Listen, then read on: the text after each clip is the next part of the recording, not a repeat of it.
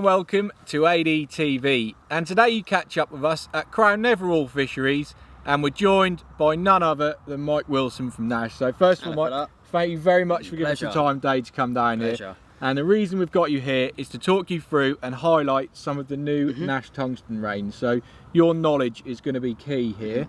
But first of all, I guess the question is where did the brainchild or the thought process come in of launching a tungsten range? Okay, so we sort of done a few little tungsten products in our range for the last few years, some little sinkers, and we've also done obviously the tungsten tubing. Yeah.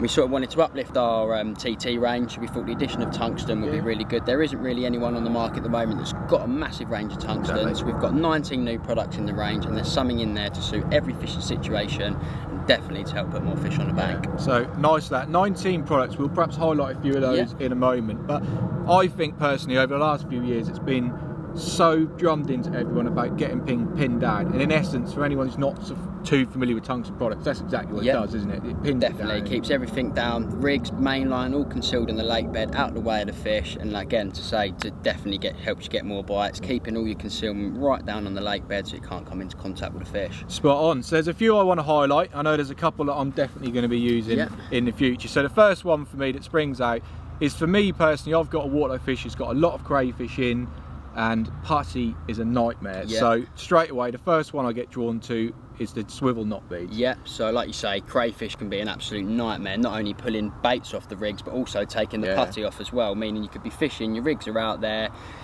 just before dusk, they've taken your putty off, taken your bait, you don't know you're fishing, you do the whole night reeling in the morning and you haven't been fishing all night. So with the swivel knot beads, you know, once they're on, always 100% fishing. And the rigs that's best to use it with is one, the Chod Rig, very popular rig, very fashionable rig still, and also the Ronnie rig or Fang gyro rig. A lot of people, where they're tying the hook link to the swivel eye, they're then adding putty around the knot, and again when it's cold or it gets wet and it can fall off, and then again you're not fishing effectively. So one of them just slid straight over the knot, helps to quickly balance everything just down stops perfectly. anything go wrong, doesn't it? Spot on. That's definitely going on my rigs. The next one, anti-tangle sleeves. Now everyone is familiar with anti-tangle sleeve, but what is the importance of having something as heavy with tungsten in for an anti-sleeve? I think if you're fishing a long hook link, for example, obviously you want that to be kicked away from the lead, and due to the real stiffness of the tungsten it helps to do that, and also it keeps that last few inches at the back of your hook link also help pin down on the lake bed as well. And there's two sizes of them available. So is that long and short? Long and short, Cool. Hook beads, tungsten hook beads. For me, I've never used a tungsten hook bead, and I know now that I've spoke to you off camera there, my worry would be, would it affect the balance and the weight perhaps of wafted bait? Not really. I think to be fair, they can sort of work to your advantage, meaning you'll need less putty down by the swivel, for example, or you can get away with a smaller knot bead, but they don't really affect it too much. But the main reason we brought them into the range and why I like them is just the sure fact they grip so well on the hook. They really are crazy. We've had guys casting 180s, 190s on Ronnie rigs, for example, and they simply do not move. Tested properly. There is nothing worse as well than reeling in and your beads slip round, is there? And you've not been fishing all night. You've not been fishing effectively all night. It's cost you a fish maybe, and just this peace of mind sort of thing. I'm such a worrier when it comes to end tackle and rigs and how they're sitting, so I just know, peace of mind in my head, one of those on a swivel knot bead, for example, on a Ronnie rig, I'm fishing effectively all night. Spot on. And then size to these, two sizes? Yes, there's two sizes, a small and a large. You've got the small, which is for size 6 and size 10s, and then the large, which is from 1 to 5s. But you can sort of, if you want to you can get away with using a small on a even larger size hook than a 6 as well, which is what I do. But it's personal preference really, whatever you prefer. I like it all nice and guided on the packs, so what size you fit as well. Very easy to sort of, and then when you take all the inner cards out, there's sort of diagrams inside showing you what rigs you can use them with and how to apply them and stuff like that, just to help the anglers out. Perfect. Now I know there's a couple you want to highlight as well, in perhaps you've put into your own fishing. So what would they be? So the first one is definitely the tungsten grip and chod system. The main reason being is I've used the Chod Rig for years now. Naked chod is such an effective rig, and I use it if I'm turning up to a water and there's fish showing, I don't know the lake bed, it literally allows me to get 3 rods out fishing instantly on showing fish without making any disturbance. But the thing with a naked choddy is, I think where it's been used for so many years now, the fish are getting away with it. Where the rig is sliding up and down the main line in between two beads, sometimes you've got a foot, for example, till the fish actually comes into contact with the lead. So with one of these, you can position it as far away as the lead as you want, so sort of how deep you think the weed or the silt is.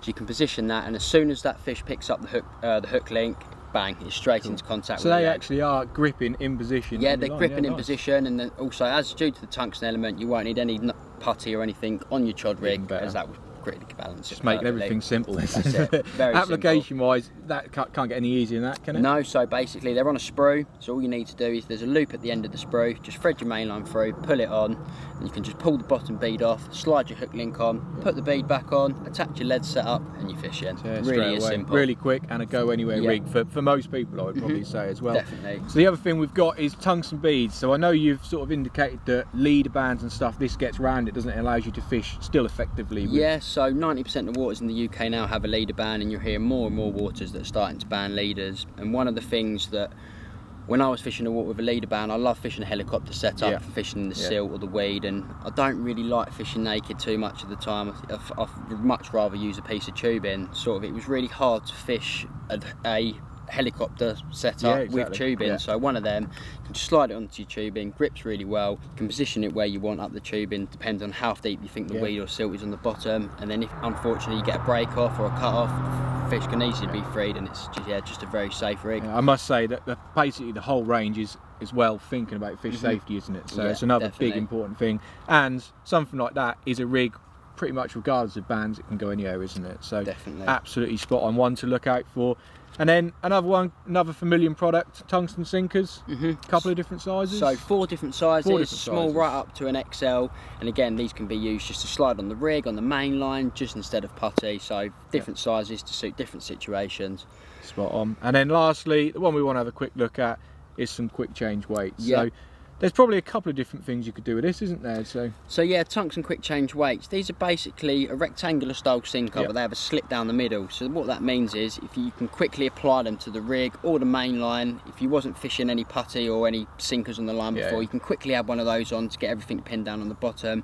And I've used them quite a lot if I'm walking around a lake stalking and I found fish in the edge, and I quickly want to just put, instead of adding a couple of blobs of putty up the line, I can quickly just pin 4 of those on the main line, keeps the line nice and down on the bottom, and again, because of the slit, you can just peel them off, put them back in the packet, and you can reuse them as well. I quite like that aspect. So it's pretty much, you could change your rig from, if you see something down the edge, like you said, in seconds, you could get it all pinned down and so obviously with the 3 different sizes, if you're fishing, for example, a multi-rig or something like that, and you're using a small with like a 10mm pop-up, if you want to go up to like a 15mm pop-up, you can quickly take the small one off, put a larger one on, and then you've quickly balanced that rig again. Well, if there's anything that makes it easier, I'm all about it. So that's the one for me. So thank you very much for the good look at a comprehensive information on that. But I think it's time we perhaps put these on some rods and get some rods out. So we'll get on with that, and hopefully, if you haven't seen this, you can go on the website, all the details are online, and they're in all of the Angling Direct stores as well.